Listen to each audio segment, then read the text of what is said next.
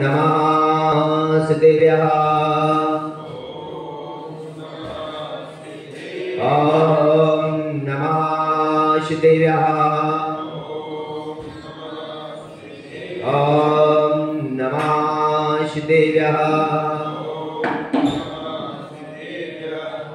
मंगलमय मंगले कर वेतराग विज्ञान नमोता है जाते वे अरिहंतादि महान अरिहंतादि महान। नमन चरण में करे रहे अनन्य से कर जो कदम कदम बढ़ते चले मोक्ष महल की ओर। कदम कदम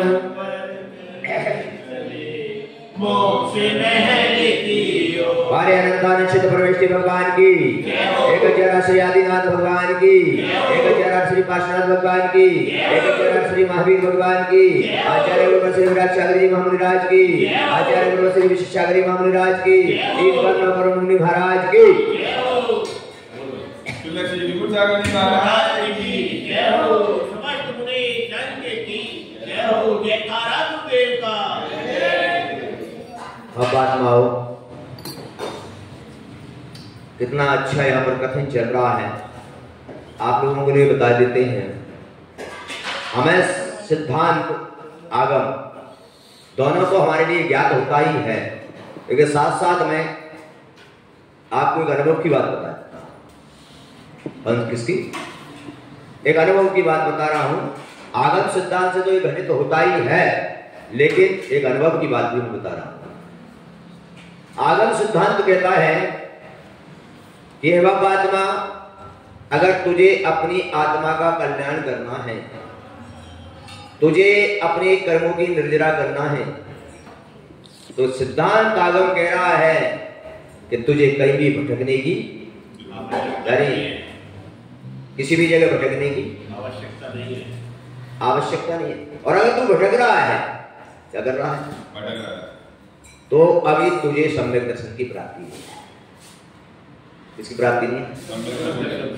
क्यों आचार्य कहते हैं कि अगर तेरा कल्याण होना होगा, तेरे कल्याण की व्यवस्था है, पापों की निर्जरा है, तो ज्योति नगर के पार्श्वनाथ के चरणों में हो जाए। क्या? और नहीं होना होगा तो सारी दुनिया में भटक लेना, कुछ होने वाला नहीं है। क्या समझ रहे हो बात को कुछ? और तुम्हारी स्थिति ये बन गई, तुम्हारी स्थिति ये बन गई, निकम्मे हो गए तुम। निकम्मे क्या हो गए? निकम्मे का मतलब जानते हो? नहीं, निकम्मे का मतलब ये है कि तुम्हारी भावना है क्या कि मैं तिजारा चला जाऊंगा और एक दिन में मुझे सारा पुण्य, मैं फलानी जगह चले जाऊंगा मुझे सारा पुण्य आए, मैं फलानी जगह में अभिषेक कर आऊंगा मुझे पुण्य नहीं। बंधुओं, ये हमारे जितने भी क्षेत्र हैं, ये क्षेत्र हमारे मात्र वंदना के लिए हैं। किसके लिए? किसके लिए? जब कभी तुम्हारा भाव बनता है, क्या? जब कभी तुम्हारा भाव बनता है कि भगवान ज्योति नगर वाले पार्श्वनाथ के चरणों में ये मन बना लो, ये भगवान आज मेरा वंदना करने का भाव बना है। मैंने आपकी वंदना तो कर ली, लेकिन आज मेरा भाव है कि आज मैं परिवार के साथ आज तिजारा वंदना को जाऊंगा। किसको जाऊंगा? पापों की निर्जरा तो ही हो जाएगी मेरी, लेकिन मैं तो वंदना करने जा रहा हूं। क्या कर है ना? ऐसा भाव जब अपन लेते हैं तो हमारे सम्यक दर्शन की उत्पत्ति होती है। इसकी और अगर आप ऐसा भाव लेकर जाते हो क्या कि फलानी जगह जाऊंगा तो मुझे अधिक पुण्य मिल जाएगा, वहां जाऊंगा तो मेरा काम बन, ऐसा कभी संभव नहीं होता। क्यों? क्योंकि हमारे ग्रंथों में जो अतिशय की बात आई है, तो भगवान ने कोई अतिशय नहीं किए, भगवान के अंदर स्वयं अतिशय हुए हैं। क्या हुए? भगवान के अंदर हुए कि नहीं? बोलो। भगवान ने कोई अतिशय बता दो एक जगह। हमारे भगवान का ये जन्म होता है तो भगवान अस्य करते हैं कि भगवान के अंदर अस्य प्रकट होते हैं? बोलो। जब हमारे भगवान को केवल ज्ञान होता है तो भगवान के अंदर अस्य प्रकट अपने आप बोलो होते हैं। अगर ऐसा मानोगे तो यहां पर भी कोई अस्य ऐसा नहीं है जो प्रकट बोलो। लेकिन तुम्हारी स्थिति इतनी दयनीय हो चुकी है कि तुम लोक प्रवृत्ति से धर्म करने लगे। किससे? कौन सी प्रवृत्ति? लोक प्रवृत्ति। और जैन धर्म इसको स्वीकार नहीं करता। जैन धर्म इसको लोक प्रवृत्ति का मतलब है कि तुम्हारे किसी ने बता दिया कि मैं फलानी जगह गया था तो मैं वो शांति धारा करके आया, सीख करके आया तो मेरा काम हो गया। अरे भाई मेरे, वो काम तेरा पुण्योदय में आ गया तो तेरा काम बोलो किससे हुआ काम? पुण्योदय से। पुण्य तुम्हारा ही उदय में आया तभी तुम्हारा कार्य सिद्ध हुआ। ध्यान रखना, निमित्त कोई भी मिल सकता है लेकिन बगैर पुण्य के कोई काम। तो पुण्य किसका आया उदय? पुण्य तो अपना स्वयं का उदय में आया। ऐसे पुण्य को अर्जन करो कि अपना काम अपने पुण्य से जिस जगह भी मन में भावना वहां है वहीं पे अपने सारे कार्य। लेकिन स्थितियां बड़ी विचित्र हो गई। क्या स्थितियां बड़ी? अब मैं अनुभव की तुम्हें बात बता रहा हूं कि अनुभव की बात यह है कि सम्यक दृष्टि जीव सबसे पहले तो क्या करता है? सबसे पहले तो ना किसी कोई चमत्कार को मानता है। किसको? चमत्कार को मानता है? बोलो। अब तुम क्या मानते हो? बोलो बोलो। पर जैन धर्म में ऐसा नहीं है। ये अपन ने जो परंपरा ली है हिंदू परंपरा ली है। क्या? कौन सी परंपरा है? ये अपनी परंपरा नहीं है। अपनी परंपरा तो ये है कि कहीं चमत्कार नहीं है। तुम्हारे नमस्कार में अगर सत्य है तो वही चमत्कार हो जाएगा। किसमें? तो वही चमत्कार हो जाएगा। तो यहाँ पर अंतर कितना है? अब अंतर इतना है कि सनातन जो हिंदू परंपरा है वो भगवान प्राप्त करने की बात करती है और जैन धर्म भगवान बनने की बात करता है। तो चमत्कार वहां पर होते हैं जहां तपस्या से भगवान प्रकट होते हैं क्या? और जहां पर तपस्या से भगवान बनते हैं वहां चमत्कार की कोई, इससे बड़ा क्या चमत्कार है? या तपस्या से हम स्वयं भगवान बोलो। काय के पीछे पड़े तुम? हाथ दो। तुम लोग सब इसी के पीछे पड़े। तुम लोगों को यह भी विदित नहीं होता अगर तुमसे कोई कह दे कि वो मजार में चमत्कार है, वो देवी में चमत्कार है, वो फलानी जगह चमत्कार है, वो पीर में चमत्कार है, वो साईं में चमत्कार है, क्या करते हो तुम लोग?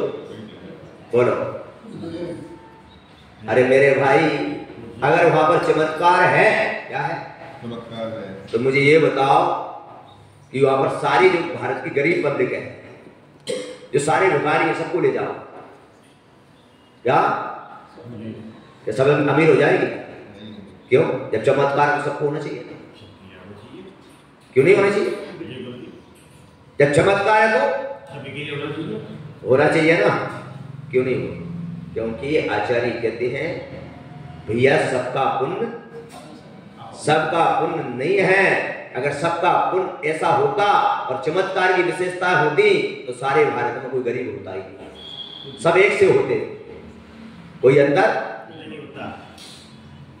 लेकिन अपन लोग इस प्रकार की हमारी जो बुद्धि है, हमारा जो विवेक है, सही आचार्यों ने ये कहा है कि हमने अपने विवेक को खो दिया। किसको?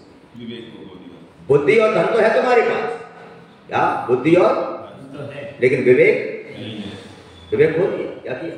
विवेक खो दिया। तीसरी बात सम्यक दृष्टि के लिए बताया यहाँ पर कि सम्यक दृष्टि ये होता है। तो सम्यक दृष्टि की परिभाषा यहाँ पर आचार्यों ने बताई, समदृष्टि। कौन सी? क्या बताई सम्यक दृष्टि की? समान दृष्टि। यानी समान दृष्टि का मतलब होता है कि सम्यक दृष्टि जीव किसी भी प्रकार से किसी में छोटे बड़े का भेदभाव नहीं करता। सम्यक दृष्टि जीव देव शास्त्र गुरु का बंटवारा नहीं करता।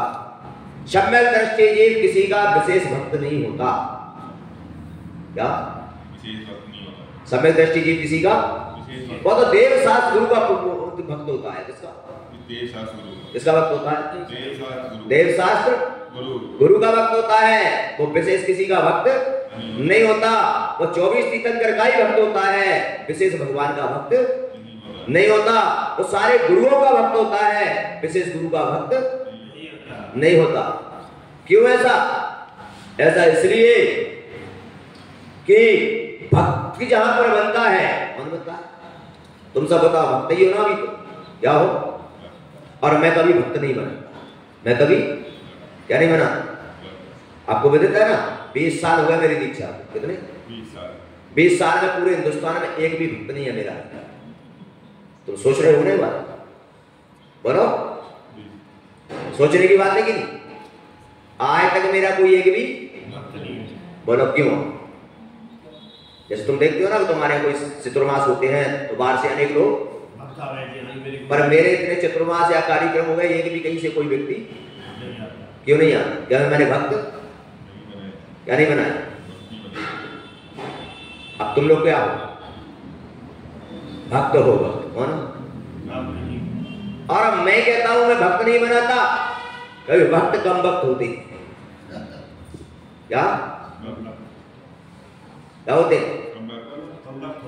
हाँ। और मैं कहता हूं मैं भक्त नहीं बनाता, मैं श्रावक बनाता।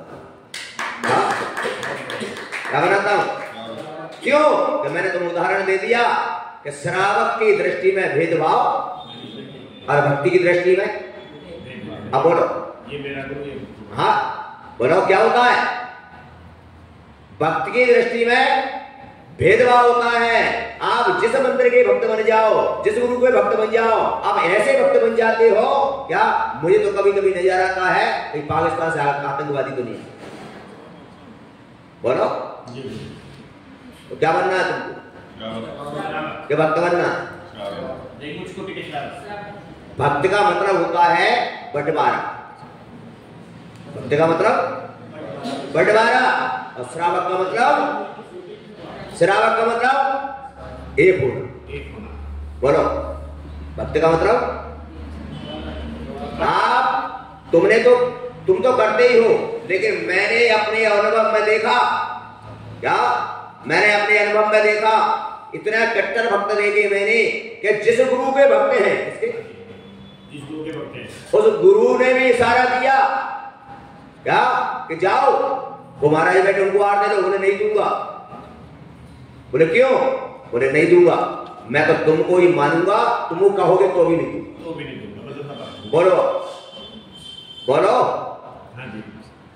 तो क्या हो गए? गुरु भक्त हो गए, एक कम भक्त हो गए। इन्होंने अपना पतन कर लिया, क्योंकि हमारे जैन दर्शन में ये कहा है या नाम और फोटों की पूजा नहीं की जाती, यहाँ पर गुणों की पूजा की। किसकी? बताओ बताओ, किसकी पूजा की जाती है? या नाम और फोटों की? और तुम लोग करते हो नाम और फोटों की पूजा। बोलो, अभी यहाँ पर मैं बैठा हूं, ईमानदारी से बता देना, ये पूरे मंदिर में जितने लोग बैठे हैं और तुम्हारे पसंद के मारा जाए तो सारे घरों में चौके लग जाएंगे और तुम्हारी दुकानें भी बंद। बोलो, तो क्या हुआ है? भक्त कम भक्त हुए कि नहीं? सम्यक दृष्टि जीव गुणों में प्रीति करता है, इसमें गुणों में, तो नाम और फोटों की पूजा और तुम गाय की कर रहे? नाम फोटो की पूजा करने पर मिथ्यात आ जाता है। क्या जाता है? इसीलिए आप लोगों के लिए आगम ये बता रहा है कि सम्यक दर्शन प्राप्त करना है तुम्हें, तो नाम की फोटों की पूजा मत करो, गुणों में प्रीति करो। किसमें? गुणों में प्रीति का मतलब है कि तुमसे जो बड़ा है, तुम्हारे गांव में भी अगर कोई प्रतिमाधारी है, उसकी भी विनय करना पड़ेगी, क्योंकि तुमसे वो बोलो है कि नहीं? बड़ा है कि नहीं? तुमसे गुण ज्यादा है कि नहीं? वो 12 व्रतों का पालन कर रहा है कि नहीं? बोलो, अरे तुम तो विचार करो, तुम्हारा तो रात्रि भोजन का भी त्याग नहीं है, कम से कम व्रत धारण करने वाला 12 व्रतों का तो गुण है कि नहीं उसके पास? बोलिए। तो यमराचार्य ने क्या कहा कि गुणों में प्रीति करो, उसमें गुणों में, और आप कैसे कर रहे हैं? नाम और फोटो में, और नाम और फोटो आए तक किसी के ना रहे और ना रहेंगे। बोलो, ना रहे ना। कितनी अनंत 24 हो गई, कितनी अनंत 24। अपन कितनों को जानते हैं? यानी नाम और फोटो किसी के नहीं रहे आज तक, लेकिन गुण हमेशा से है और हमेशा रहेंगे। इसलिए ज्योति नगर वासियों, अगर आपको पापों से निवृत्ति चाहिए, कर्मों की निर्जरा चाहिए, तो मैं आपसे निवेदन करूंगा कि सम्यक श्रावक बन जाओ। क्या? बस अगर तुम मुनि भी ना बन पाए, तुम वृत्ति भी नहीं बन पाए, और अगर सम्यक दृष्टि बन गई ऐसे, तो अभी तुम्हारा बेड़ा पार हो जाए। लेकिन अगर आपने सम्यक को प्राप्त नहीं किया, तो ये तुम्हारा किया हुआ सब कुछ उस प्रकार नष्ट हो जाएगा जिस प्रकार अपन ने पूरे शहर का दूध इकट्ठा किया और उसको गर्म भी किया, बढ़िया रख भी दिया, और उसमें अगर एक बूंद फिटकरी की डल जाती है, एक बूंद नींबू डल जाता है, तो सारा इसी प्रकार पूरे जीवन का किया हुआ एक धर्म वो बगैर सम्यक के उसी प्रकार नष्ट हो जाता है जिस प्रकार सारा दूध। अब जाए ऐसे सम्यक दर्शन को प्राप्त करने के लिए आचार्यों ने यहां पर तुम्हें विधि बताई। क्या बताई? विधि। और आप अगर मान लोगे तो तुम्हारा बेड़ा पार हो जाएगा। और तुमने अगर इस प्रकार की बात रखी, यहां पर आचार्य महाराज ने जो ग्रंथों में वर्णन किया और उसमें लिखा कि सम्यक दृष्टि जीव कैसी गुणों से प्रीति करता है। आज सारे देश में भ्रमण करने के बाद ये निष्कर्ष निकला है कि आज हमारे जैन धर्म की जो ताकत है, आज से नहीं अनादि काल से जैन धर्म की ताकत इतनी बड़ी ताकत रही है कि इससे बड़ी कोई पूरे वर्ल्ड में तो क्या तीनों लोक में कोई ताकत नहीं, तीनों लोक में से बड़ी कोई ताकत नहीं है। लेकिन आज हम जो जैन धर्म के लोग हैं, इनकी ताकत कमजोर क्यों पड़ रही है? क्योंकि हम जितने भी जैन अवलंबी हैं, आप उसमें ही लड़ते हैं, आप उसमें कूद डालते हैं और अपनी ताकत को कमजोर कर देते हैं। बोलो, कौन कर रहा है? खुद ही कर रहे हैं। दूसरे की ताकत नहीं है कि जैन को कोई भी छुपा दे, गारंटी दे किसी की ताकत नहीं। लेकिन जैन स्वयं की गलतियों से, बोलो, धर्म में भी हमारे टुके हैं और की छोड़ो। और ये ज्योति नगर के मंदिर के अंदर में भी कितने अपने मतभेद हैं। क्या कि वो महाराज आएंगे तो चौका लगाऊंगा, वो महाराज आएंगे तो प्रवचन सुनने जाऊंगा। क्या कितने मतभेद हैं हमारे? कोई बात नहीं। फिर भी आचार्यों ने कहा मतभेद करो, कोई बात नहीं, तुम गुरुओं को अलग अलग मानो, कोई बात नहीं, लेकिन बोला मन भेद मत करो, मन में भेद मत करो। किसमें? मन में। तुम्हारे अलग अलग गुरु है, कोई बात नहीं, लेकिन जब नगर में तुम्हारे गुरु आ जाएं, उस समय सबका मन एक होना चाहिए। मन में किसी प्रकार का विकल्प नहीं आना। आप यहां पर बैठे हो, आपने जो भी गुरु बनाए हैं, आप सारे गुरुओं की जय बोलो, कोई दिक्कत नहीं, लेकिन मन में भेद नहीं आना। इसमें मन में कोई दिक्कत नहीं, क्योंकि मतभेद का मतलब कोई बात नहीं, लेकिन मन के अंदर ये होना चाहिए कि मैंने जो गुरु बनाए हैं और ये गुरु आए हैं, दोनों के गुणों में कोई अंतर नहीं है। मैं गुणों से प्रीति कर रहा हूं, ये अलग बात है कि मैंने गुरु बनाए तो मैं जय बोल रहा हूं, लेकिन गुणों में सब बराबर है। मैंने गुणों को विनय कर रहा हूं, बोलो, गुणों की विनय। और जो गुणों की विनय करते हैं वो सम्यक दर्शन प्राप्त करते हैं। सम्यक दर्शन प्राप्त। और जो नाम और फोटोओं की पूजा करते हैं तो मिथ्यात्ववादी। अब बोलो, तुम बताओ मुझे, हम कर क्या कर रहे हैं? कभी विचार किया तुम लोग? आज मैं आपको बताए दे रहा हूं, आज मैं तुमको बताए दे रहा हूं कि कोरोना वायरस जब आया था, उससे पहले आप लोगों से पूछ रहा हूं मैं, तुम लोग भी बैठे हो यहां पर, साक्षात गवाह बैठे हो, बताओ उससे पहले तुम लोगों की उन्नति कितनी थी?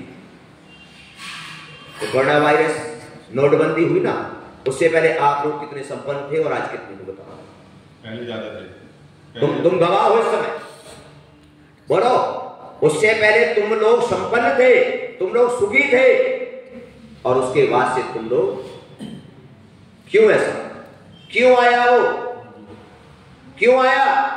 इसलिए आया कि जब जगत के अंदर में तीव्र पाप की धारा बहने लगती है, इसकी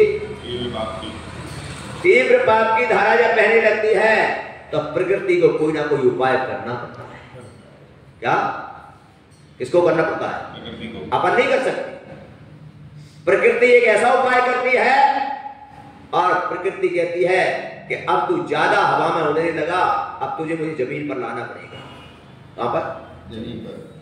बंधु हो, और अगर हम जमीन पर ही रहे हैं, हवा में न उड़े, तो हमारे लिए कोई लाने वाला भी।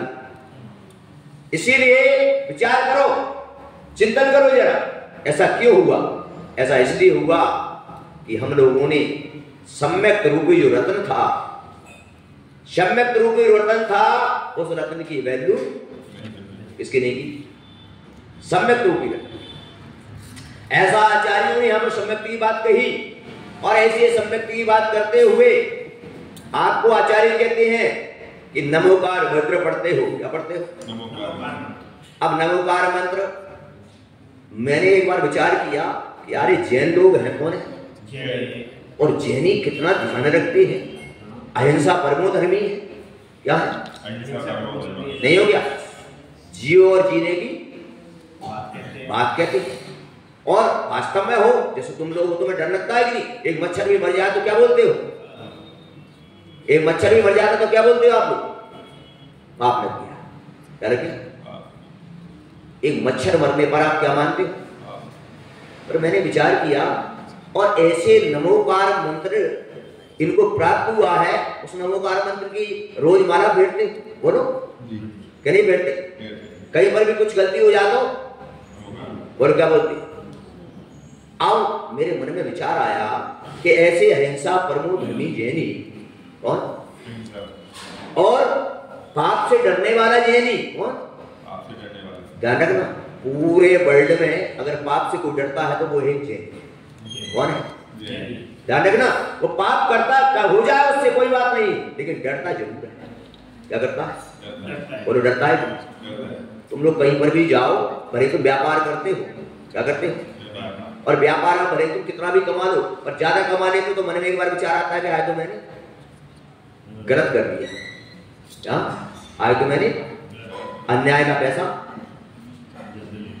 मतलब वो कमा लिया तुमने भले, लेकिन मन में एक बार तो विचार सिर्फ जैन के में ही आता है, इसके और किसी के में नहीं आता। तो अब मैंने विचार किया कि ऐसा महान नमोकार मंत्र, और जो जैनियों के पास, किसके पास? किसके पास? और किसी के पास? बाकी के लोगों ने तो विचार किया कि जैनी है, और जैनी को तो विरासत में मिला। किसमें? और जिसको विरासत में राज्य मिल जाए वो राज्य की वैल्यू नहीं करता। बोलो, जिसको कोई वस्तु विरासत में मिल जाए वो उसकी वैल्यू नहीं करता। तो दूसरे लोगों ने सोचा कि इनको तो वैल्यू है नहीं इसकी, और उन लोगों ने उस नमोकार मंत्र की वैल्यू की, और वो नमोकार मंत्र से तुम्हारे कार्य कर देते हैं, और तुम स्वयं के नमोकार जो मिला है उससे तुम्हारे स्वयं के कार्य नहीं। बोलो, जितने भी दुनिया के अंदर तुम जहां जाते हो, वहां नमोकार मंत्र का ही प्रयोग। किसका? नमोकार मंत्र। अब ये भगवात्माओं तुम ही बताओ मुझे अब, क्या कि अपना मान है और उपयोग कौन कर रहा है? बोलो। हाँ बिल्कुल। क्यों? क्योंकि वो श्रद्धा से दे रहा है, क्योंकि उसकी वो बसियत नहीं है, फिर भी उसको अपनी बसियत मान रहा है वो, कि इससे बड़ा दुनिया में कोई मंत्र नहीं है। तो दूसरा व्यक्ति उसी बसियत का फायदा लेता है, और तुम्हारी बसियत होती हुई तुम्हारे पास। अब बताओ क्यों ऐसा? ऐसा इसलिए बंधु हो कि जो दूसरा व्यक्ति उसका प्रयोग कर रहा है वो सब दृष्टि से कर रहा है। वो नहीं जानता कि नमोकार मंत्र है वो उतना जानता है, वो नहीं जानता क्या कि कौन से नाम के गुरु हैं, कौन से फोटो में देखूं, वो देखता ही नहीं है। नमोकार मंत्र एक ऐसा मंत्र है, लेकिन यहां पर ध्यान रखो, नमोकार मंत्र बोला गया, नमो हरिंताणम, नमो सिद्धाणम, नमो आयर्याणम, नमो वज्रायणम, नमो लोए। अब मैं आपसे पूछ रहा हूं भवात्माओं, ज्ञानी आत्माओं, पांचों पदों में कौन से अरहंत का नाम आया, कौन से सिद्ध का नाम आया, कौन से आचार्य का नाम आया, कौन से उपाध्याय का नाम आया, कौन से साधु का नाम? बोलो,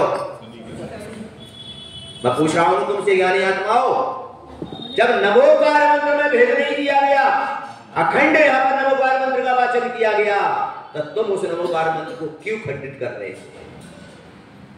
बोलो, अगर तुम अरहंतों में भेद करते हो, सिद्धों में भेद करते हो, आचार्यों में भेद करते हो, साधुओं में भेद करते हो, तो तुम्हारा नमोकार मंत्र वो अखंड नमोकार मंत्र नहीं, वो तुम्हारा नमोकार मंत्र खंडित हो गया, और खंडित वस्तु से कभी सिद्धि की प्राप्ति नहीं। बोलो, आज तुम्हें नमोकार मंत्र क्यों पालन नहीं मिल रहा? क्योंकि तुमने साधुओं की बटवारी कर, तुमने मंदिरों के, बोलो, अब कहां से मिलेगा उसका फल मेरे भाई, बताओ? क्योंकि नमोकार मंत्र तो अखंड मंत्र है, क्या? और अखंड को खंडित कर रहे हैं हम, क्या कर रहे हैं? उसी में बंटवारा, भेदभाव, कहां से वो तुम्हारे लिए फल देगा, बताओ? लेकिन दूसरे व्यक्ति को पता नहीं है क्या कि कौन उनके गुरु है, कौन भगवान है। उसको तो ये पता है कि नमोकार मंत्र का वाचन करने से सारे पाप बन धुल जाते हैं, और वही नमोकार मंत्र तुमने कई बार सुना होगा। एक व्यक्ति था, सब जगह भटक के आया, यहां पर सब जगह भटक गया, सब जगह मतलब कहीं यहां पर गया, कहीं जा रहा गया, सब जगह जाकर आ गया, लेकिन क्या नहीं थी? श्रद्धा, क्या नहीं थी? और वही व्यक्ति एक मौलवी के पास पहुंच गया था, और उसने पहले देखा, और उसने एक पर्ची में नमोकार मंत्र लिखा। क्या लिखा?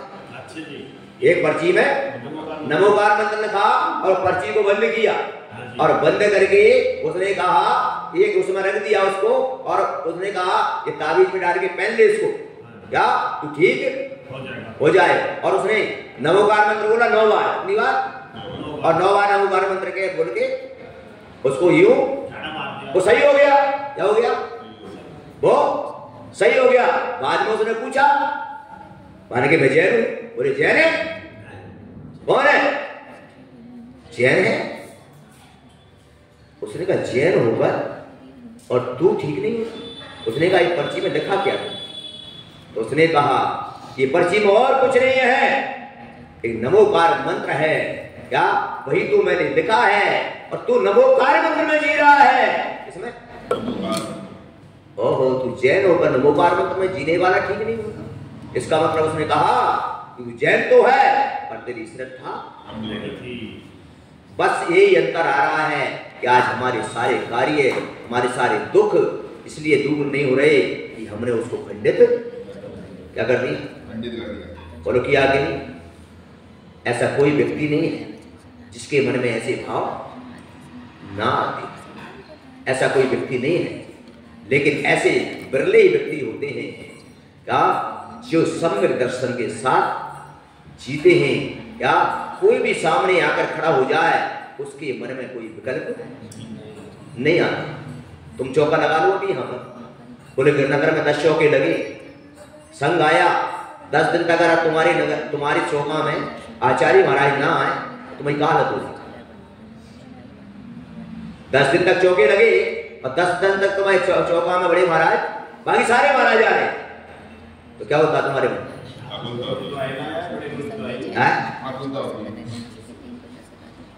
आकुलता नहीं, इतने उथल पुथल मचा डालोगे क्या? इतने उथल पुथल मचाओगे कि संघ वालों दोनों महाराज क्यों नहीं आ रहे मेरे यहाँ? क्या बात है? अरे मेरे भाई, चौका किस लिए लगाया? महाराज को आहार देने के लिए या खुद का पुण्य कमाने? बोलो पहले, खुद का पुण्य कमाने। अगर आप ये मान के पूजा कर रहे हो, भगवान की पूजा कर रहा हो, तो पुण्य नहीं मिलेगा। मैं पूजा मेरे लिए कर रहा हूं, इसके लिए, किसके लिए कर रहे हो आप पूजा? क्या मैंने तुम्हें कल बताया था कि भगवान को तो भगवान की पूजा की बोलो है क्या? क्योंकि वो तो परमात्मा। या फिर पूजा मैं किसकी कर रहा हूं? भगवान की पूजा नहीं, मैं पूजा अपने लिए कर रहा हूं। जो गुण भगवान ने प्राप्त किए गुण मुझे भी, इसलिए मैं पूजा कर रहा हूं। मैं चौका किस लिए लगा रहा हूं? मैं महाराज को आहार के लिए नहीं, क्योंकि महाराज के आहार के लिए की बात अगर चौका लगाता हूं तो घर पर भी खाने की कोई कमी किसके घर पे? बोलो, 2 रोटी तो सबको नहीं। मैं चौका लगा रहा हूं क्योंकि मैंने शास्त्रों में पढ़ा है क्या कि श्रावक का कर्तव्य है, और मैं एक कर्तव्य कर रहा हूं। और इस चौके लगाने में अगर कोई अतिथि या अगर कोई संत साधु अगर आ जाता है मेरे दरवाजे से, तो मैं जो मेरे लिए भोजन बनाया है इसी में से मैं उनको किसके लिए लगाना है? स्वयं के लिए। किसके लिए? स्वयं के लिए।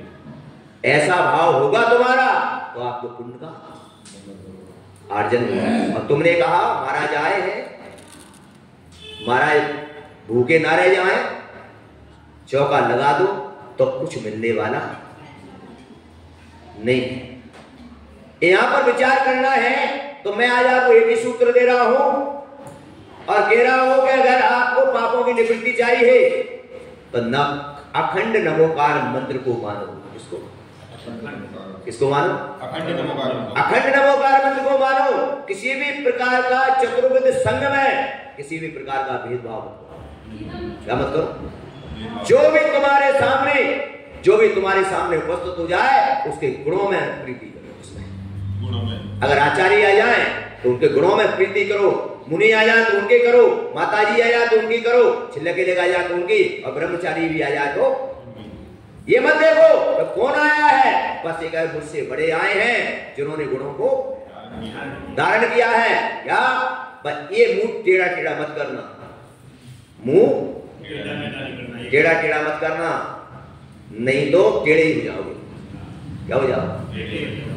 टेढ़ा टेढ़ा मत करना। बस ये करना जो भी पात्र आ जाए, दिमाग में विकल्प भी नहीं जाना चाहिए। जो भी सामने पात्र आ जाए बस ये कहना मेरे सद पात्र आ गए हैं और आज मेरा जीवन धन्य हो गया, आज मेरा घर पवित्र हो गया कि आज मेरे सामने सदपात्र आए हैं और आज मेरे घर में ये आए हैं। और मेरा अहोभाग्य है कि जो भोजन मेरे लिए बना हुआ था आज क्या मैंने वो भोजन में से कुछ हिस्सा इनको दे दिया और आज मेरा जीवन बस समझ लेना।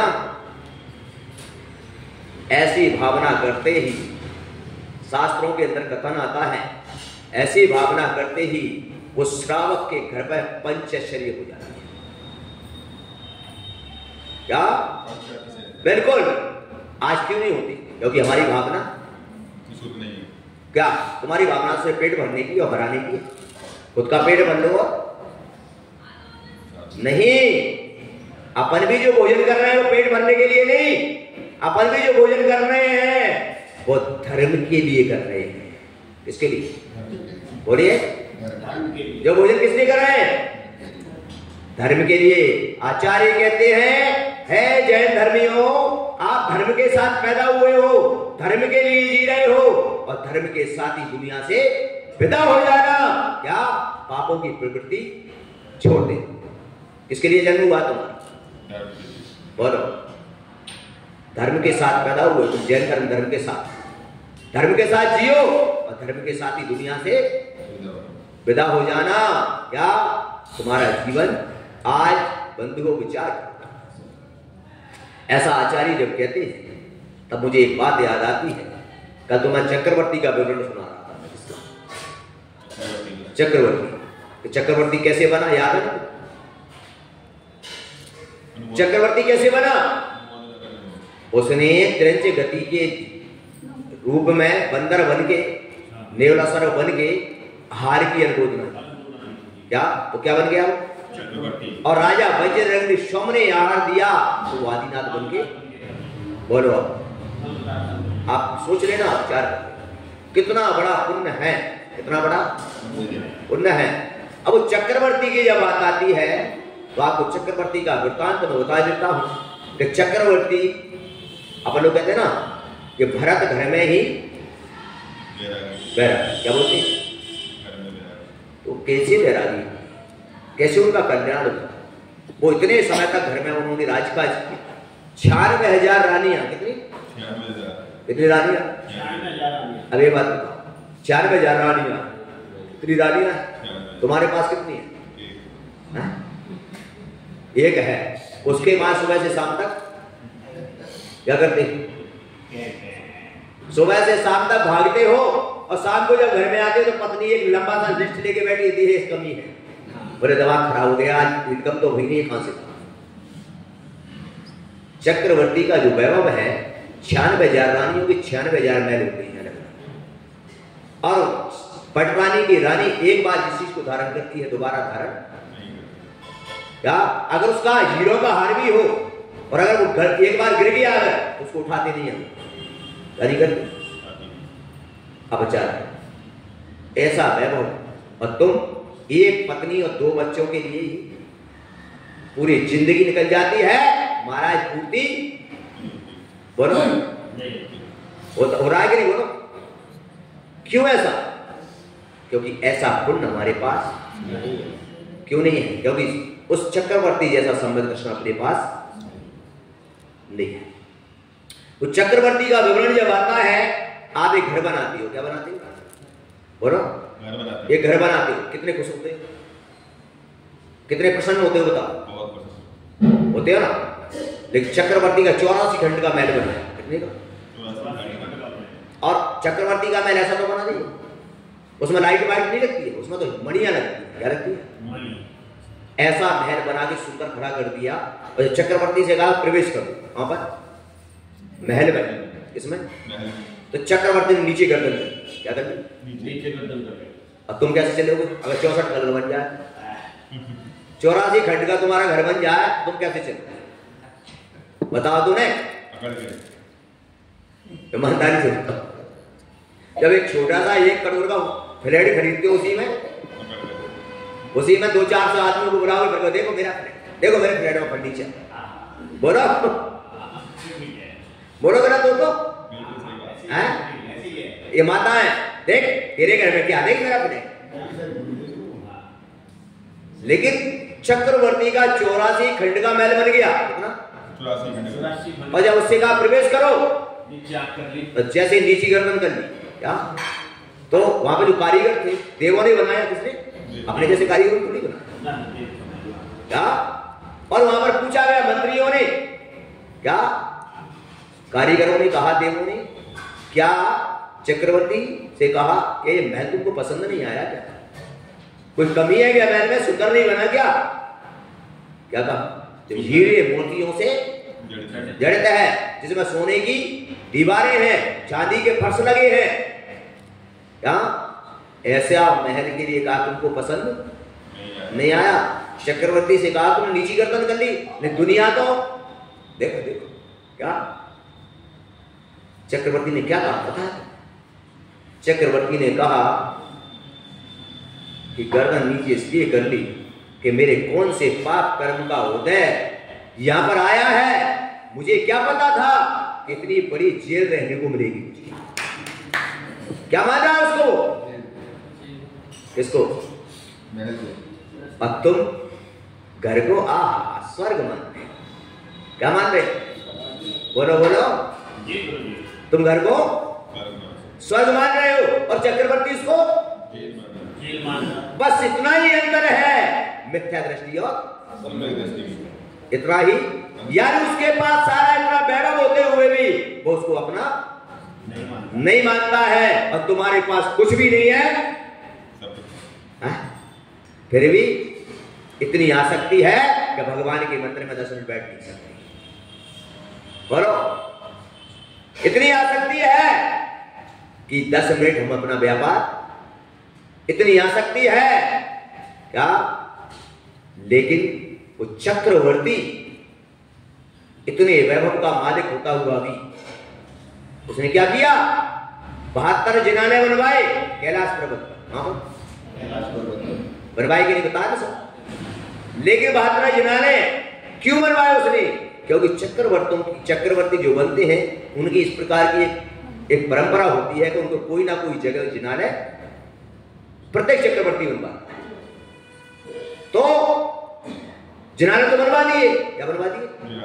और जिनाने बनवाने के बाद क्योंकि चक्रवर्ती जैसे ही कहीं समोसन आते थे, कोई मिजाज आते थे, तो उनके चरणों में जाकर बैठ जाता था और उनसे जिज्ञासा। अपन को तो टाइम नहीं है। चक्रवर्ती को जब आदिनाथ भगवान के समोसन, इसमें कौन से समोसन? तो वहां से चक्रवर्ती को बताया गया, ये चक्रवर्ती दुनिया के अंदर में तेरे जैसे अनंत चक्रवर्ती पैदा हो गए, तू अकेला पैदा नहीं हुआ। कितने हो गए? तू अकेला, तू इस घमंड में मत रहना कि मैं ही चक्रवर्ती पैदा हुआ हूं तेरे जैसे, तो उसका अहंकार। और उससे कहा ये वैभव तेरा नहीं है, ये वैभव तेरा पुण्य का है, और पुण्य का फल तू जब तक पुण्य है भोगेगा, पुण्य का फल भोगेगा। ये पुण्य का फल है, ये तेरा नहीं है। लेकिन ध्यान रख, तू ग्रस्त में रहकर भी अगर तू अपने आवश्यक कर्तव्य का पालन करेगा तो तुझे मोक्ष की प्राप्ति हो जाएगी। कितनी अच्छी बात कही। बस वही आदिनाथ भगवान का तुम्हें मैं बता रहा हूं। उन्होंने कहा हमारे चक्रवर्ती से तो इस भूल में मत रहना कि मैंने मात्र जिनाने बनवा दिए, क्या मैं इसमें वैभव का मालिक हूं? नहीं, इसके रहते हुए तू अपने आवश्यक कर्तव्य का पालन करना, और इस पुण्य को जिस दिन भोग के निपटेगा, क्या उसी दिन तू मुनि बन जाएगा और मोक्ष चला जाएगा। तो क्या घर में रहकर भी चक्रवर्ती सम्यक के साथ अपने आवश्यक कर्तव्य का पालन किया। चक्रवर्ती अष्टमूल गुणों का धारी होता है, सप्तदशों से रहित होता है, अभक्ष का सेवन नहीं करता है, और 6 आवश्यक कर्तव्य का रोज पालन करता है। अब आपसे मैं निवेदन कर रहा हूं ज्योति नगर वालों से, क्या चक्रवर्ती के मुकाबले क्या तुम्हारा वैभव ज्यादा है? बोलो। 96,000 रानी है किसी के पास? बोलो। 18 करोड़ घोड़े, कितने? 84 लाख हाथी, क्या है किसी के पास? बोलो। नहीं है। एक आध घोड़ा तो होगा किसी का, एक आध खच्चर तो होगा, खच्चर एक खच्चर हो, एक खच्चर है का? अरे मेरे भाइयों, घर में ना घोड़ा है, खच्चर भी नहीं है, क्या फिर भी चक्रवर्ती के चाचा बने बैठे, क्या फिर भी अपने कर्तव्य करना। बोलो। और कैसा पालन किया उसने? आप ध्यान रखें, चक्रवर्ती की यहां पर आप देखिए पालन करने की विधि। चक्रवर्ती मंदिर में आता था, मंदिर में आके भगवान का अभिषेक किया, अष्टधर्म से भगवान की पूजा की। अब पूजा करने के बाद अकेला नहीं आता था, सारे परिवार के साथ। और तुम बोला, तुम ध्यान रखो, अगर तुमने शादी की है, पत्नी को बसाया है, बच्चों को जन्म दिया है, तो तुम्हारा दायित्व बनता है कि सारे परिवार से धर्म करो। और जिस व्यक्ति के मन में यह विचार आ गया कि मुझे क्या करना, मैं तो मेरा धर्म कर रहा हूं, फिर पापों में शामिल क्यों है? पापों में तो सब शामिल है, तो धर्म में भी शामिल होना। बोलो, तभी उन पापों से हम क्या होंगे? तभी मुक्त होंगे।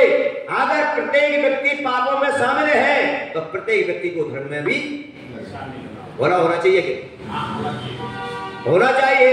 और अगर नहीं होता है तो आचार्यों ने कहा, क्या अगर वो बच्चों को अगर तो मंदिर नहीं ला पा रहे, क्या नहीं कर पा रहे, उन माता पिताओं को आचार्य कुंद स्वामी ने निर्देश दिया है, वो सुन ले माता पिता।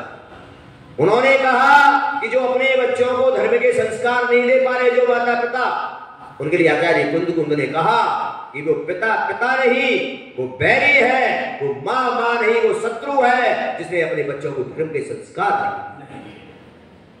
कौन कह रहे हैं? कुंद स्वामी लिख रहे हैं।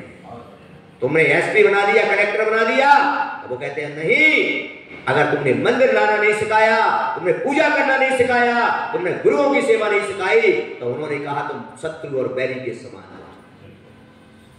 बोलो। तो आप इंजीनियर कनेक्टर तो बना रहे हो, लेकिन धर्म के बोलो। पर मैं कहता हूं आप बनाइए, पर धर्म के साथ, इसके साथ, धर्म के साथ कोई दिक्कत नहीं। आप कुछ भी बनाइए, आशीर्वाद है हमारा।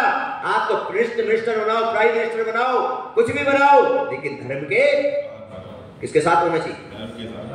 धर्म के साथ होना चाहिए। उसके अंदर ये संस्कार होना चाहिए कि मैं कलेक्टर भले बन गया, पर मेरा कर्तव्य नहीं छोड़ूंगा। कलेक्टर बनने के बाद ही भगवान का अभिषेक करूंगा, तब तुम्हारा जीवन का बेड़ा बोलो। गलत हो तो बताओ। लेकिन हमने धर्म से भीन कर दी। क्या कर दी? घर में पिता आता है, मंदिर आता है, पूछा क्या हुआ बेटा, क्यों नहीं आए? अरे महाराज क्यों नहीं आए? क्यों नहीं आए? अरे बेटा सो रहा है। ओहो, गजब। बोलो, वो दिन याद आते हैं हमको जब हम 5 वर्ष के थे। वो दिन याद आते हैं जब हमारा पहली क्लास में जाने का वो हुआ। क्या वो दिन हमको याद है? सुबह जब नहाते थे और नहाकर जैसे स्कूल जा रहे होते थे, हमारे दादा कहते थे नहाकर जाओ, मंदिर के दर्शन करने जाओ तो दूध पीने मिलेगा, अन्यथा जाओ नहीं मिलेगा। बोलो, माँ कहती थी बेटा अरे भूखा मरे तो मर जाए, लेकिन मुझे कोई परवाह नहीं, लेकिन भूखा रहने से पहले भगवान के मंदिर में एक मुट्ठी चावल चढ़ा के आ जा, तेरा जीवन धन्य हो जाए। बोलो, ध्यान रखो, अपने परिवार को कहो कि एक मुट्ठी चावल मेरे पास है। कितना? एक मुट्ठी चावल खाने से कितने घंटे जी लेंगे? 24 घंटे जी लोगे, इससे ज्यादा। इसके बाद तो मरना। और वही मुट्ठी भर चावल अगर भगवान को चढ़ा दिया, बोले पहले भगवान को चढ़ाऊंगा, मुझे तो मरना ही है, अरे भूखा मर जाऊंगा। पर भगवान को अगर तुमने मुट्ठी भर चावल चढ़ा दिया तो मुझे लगता है कि एक जन्म तो क्या कई जन्मों की व्यवस्था हो जाएगी। बोलो, ऐसा भाव होना चाहिए। क्या मेरे पास एक रोटी है? कितनी?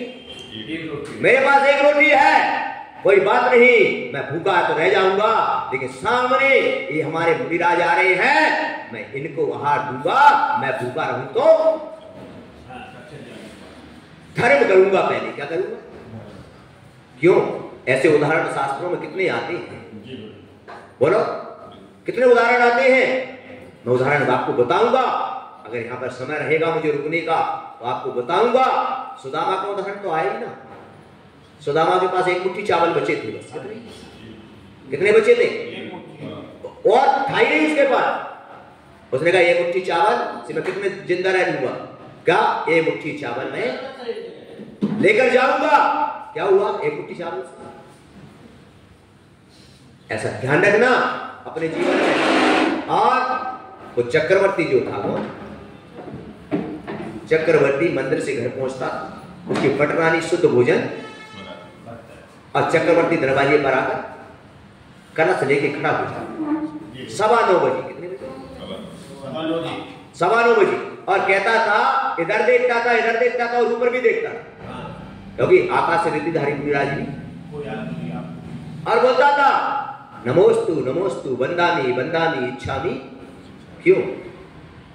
क्योंकि पहले पता तो होता नहीं, कोई भी पात्र आ सकता, कोई भी पात्र, और जो भी उसके लिए दरवाजे पर आ जाता था उसकी नब्दा भक्ति पूरा प्रदान करके उसको आहार दान दे देता था, और उनको छोड़कर फिर आज्ञा लेकर आता था, क्या हे भगवान मेरा 60 कर्म पूरा हो गया, अब मुझे आज्ञा दीजिए, और आज्ञा देकर आपका पूजन करके अपने राजकाज को चला सकूं। बोलो, विचार करो। एक दिन का उसके जीवन में एक दिन आया कि चक्रवर्ती मंदिर में पूजा करके पहुंचा, अभिषेक करके पहुंचा, और दरवाजे पर खड़ा हो गया। और दरवाजे पर जैसे ही खड़ा हुआ वैसे ही 10 बज गए, 11 बज गए, 11:30 बज गए, 12 बज गए। कितने बज गए? 12 बज गए। पूरी प्रजा भी वहीं पर खड़ी है। कहां पर? राजा के महल के, क्योंकि राजा की आज्ञा होती थी उस समय कि जब तक मेरे इस आहार मंडप में, जब तक इस सतपात का आहार नहीं हो जाएगा, नगर में कोई भोजन पानी ग्रहण नहीं करेगा।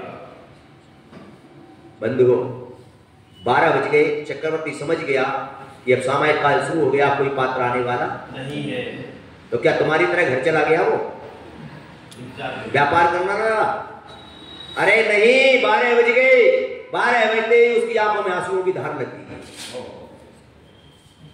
सोचो जरा, अच्छा आंखों में उससे धार लग रही है, हाथ कांप रहे हैं उसके, कलश नीचे गिर गया, बार बार जमीन पर गिरता है, बार बार उठता है। मंत्रियों ने कहा क्या हो गया आपको? आप 6 खंड के अधिपति हो, क्या आपके ऊपर किसी का शासन होता ही नहीं? क्या बात है, क्यों रो रहे हो? ओहो, चक्रवर्ती की करुणा। विचार करो थोड़ा सा, माताओ आप भी चिंतन करो जरा। उसकी पटरानी वहां पर खड़ी है, वो भी आंसुओं में धार बहा रही है, वो देख रही है और चक्रवर्ती की हालत देखी। प्रजाजनों ने कहा क्या हो गया, क्यों रो रहे हो? ओहो, चक्रवर्ती के अंदर कितनी श्रद्धा, कितना सम्यक्त। चक्रवर्ती ने कहा हे मंत्रियों, मैंने आज भगवान के दर्शन किए। किसके? भगवान के दर्शन। मैंने भगवान के दर्शन किए, मैंने जिनवाणी का वाचन किया, लेकिन आज किसी गुरु के दर्शन नहीं हुए, इसलिए मेरी आंखें कोई मतलब की नहीं है, ये आंखों का कोई महत्व नहीं है। ओहो, चक्रवर्ती के जीवन में एक दिन आया, तुम्हारे जीवन में रोज घटना घटती है, क्या तुम्हारी आंख में आंसू आता है? बोलो। यहां पर लोग आते हैं, कहा चले जाते हैं। कोई व्यक्ति ने कहा ऊपर महाराज है, अरे महाराज तो रोज आते हैं, रोज जाते हैं, कोई बात नहीं। ओहो, क्या होगा तुम्हारा? क्या होगा तुम्हारा? महाराज तो रोज आते हैं, अरे कौन जाएगा दर्शन के, टाइम नहीं है मेरे पास। बोलो। चक्रवर्ती ने कहा आंख है कोई मतलब की? बोले हाथ क्यों कांप रहे हैं? तब कहा इन हाथों ने भगवान का कलश किया, इन भगवान की यहां पर पूजा की, जिनवाणी उठाई, पर इन हाथों ने आज किसी गुरु को हाथ डाल नहीं दिया, इसलिए हाथ कोई मतलब के नहीं है। ऐसा लगता है हाथ में डंडे लगे हैं। ऐसा अंदर का समर्पण भाव, ऐसा सम्यक जब हमारे अंदर आ जाएगा, इसके अंदर समझना उसी दिन तुम्हारे पापों का क्षय हो जाए। चक्रवर्ती रो रहा है और क्या कह रहा है कि आज मेरे जीवन को धिक्कार है कि आज मैंने यहां पर जन्म लेने के बाद, श्रावक कुल में पैदा होने के बाद, मैं अपने कर्तव्य का पालन नहीं कर पाया, और जब कर्तव्य का पालन नहीं कर पाया तो धरती पर जीने का मुझे अधिकार नहीं। बोलो, क्या हमारे अंदर ऐसी भावना आती है? कैसे होगी पापों की निवृत्ति? बोलो, कैसे होगा पापों की निवृत्ति? ऐसा चक्रवर्ती ऐसा भाव रखता था कि आज मैं मेरे कर्तव्य का पालन नहीं कर सका। क्या नहीं कर सका? आज मुझे जीने का अधिकार नहीं है। और इस उदाहरण को तुम लौकिक में भी जान सकते हो कि आप शादी कर लो, क्या कर लो? शादी करने के बाद पत्नी को कमा के मत दो, बच्चे कर लो, उनके परिवार से मत करो, तो पत्नी और बच्चे भी बोलने लगेंगे, वो भी कहेंगे तुम्हारे बस की नहीं थी कमाने की, मुझे खिलाने की, तो बच्चे कहेंगे मुझे जन्म बोलो शादी तुमने, बोलो कहेंगे कि नहीं? तो लोग में व्यवहार में भी ऐसा बोला। जब लोग में व्यवहार में कर्तव्य नहीं कर पाते तब ये सुनने को मिलते हैं, तो धर्म के अंदर अगर कर्तव्य नहीं करेंगे मेरे बंधु हो तो कैसे पापों से निवृत्ति होगी? इसलिए मेरा निवेदन है, मेरा आपसे अनुरोध है, जीवन का कल्याण चाहते हो, पापों से निवृत्ति चाहते हो, तो मैं एक ही बात कहूंगा, या करोड़ों का दान दे पाना या मत दे पाना, आज 1 रुपए का दान दे पाना मत दे पाना, लेकिन अपने जीवन में 1 मुट्ठी चावल भगवान के चरणों में चढ़ा देना और अपने घर पर साधु को बुलाना, 1 गिलास हाथ दे देना, मैं गारंटी दे रहा हूं तुम्हारा मोक्ष हो जाएगा। लेकिन तुमने अगर कर्तव्य नहीं किया और करोड़ों अरबों का तुमने काम भी किया, क्या संसार का वैभव मिल जाएगा लेकिन मोक्ष नहीं। संसार का वैभव तो कोई भी पुण्य से मिल जाता है, क्या मिथ्या पुण्य से भी संसार का वैभव मिल जाता है, कोई बड़ी बात नहीं है। लेकिन सम्यक पुण्य से ही मोक्ष की क्या होती है? मोक्ष की प्राप्ति होती है। तो आज मैं इतना ही कहूंगा आप लोगों से, और समय का अभाव होने से हो सकता है 1 आध दिन का समय और मिल पाए तुमको, इसलिए आगे की ओर जाऊंगा। क्यों? क्योंकि मैंने तो पहले दिन ही कह दिया था कि मेरी तो धर्म की अगर दुकान चलती है तो नहीं तो अपनी दुकान समेटो और या माल बिकेगा ही नहीं तो बोलो। यहां पर विचार करें। और वैसे भी मुझे आगे यात्रा पर जाना है। यहां से कुछ समय बाद सोनागिरी से फिर इंदौर में कार्यक्रम है, पट्टाचार्य का कार्यक्रम है फिर वहां पर, और वहां से मेरी आगे गोमटेश बाबू जी की यात्रा का ऐसा वो है, क्योंकि तो यात्रा का भाव चलता है।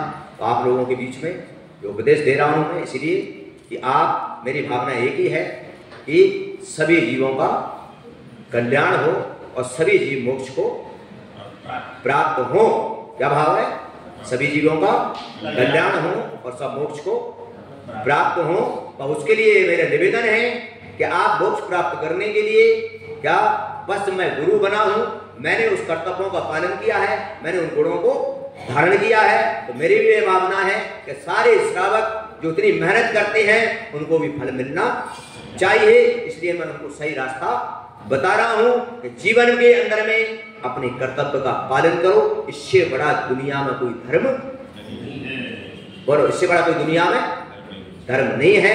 ऐसे धर्म के लिए आपके लिए मैं बोल रहा हूं। ऐसा आप विचार करें, चिंतन करें और सोचें। नहीं तो बंधु हो, जीवन के अंदर में कर्तव्य जिसने नहीं किया, क्या कर्तव्य जिसने नहीं किया और उसने सारे काम किए, तो राजा बन जाओगे संसार में, लेकिन मोक्ष तो प्राप्त क्या करना है? क्योंकि संसार का वैभव तो नश्वर है, संसार का वैभव तो नश्वर है। ये तो विनाशशील है। क्या है? ये तो विनाशशील है। और आत्मा शाश्वत है जो सिद्ध शिला पर विराजमान हो जाए। ऐसे शाश्वत सुख को प्राप्त करने का पुरुषार्थ करें। निश्चित ही आपका जीवन शुभ मंगलमय बनेगा। और मुझे विश्वास है कि आपने जो सुना है उसमें से निश्चित ही आप कुछ ना कुछ उतारने का पुरुषार्थ करेंगे। निश्चित तुम्हारा जीवन सुख में मंगलमय बनेगा। बड़े पंच परमेष्टि भगवान की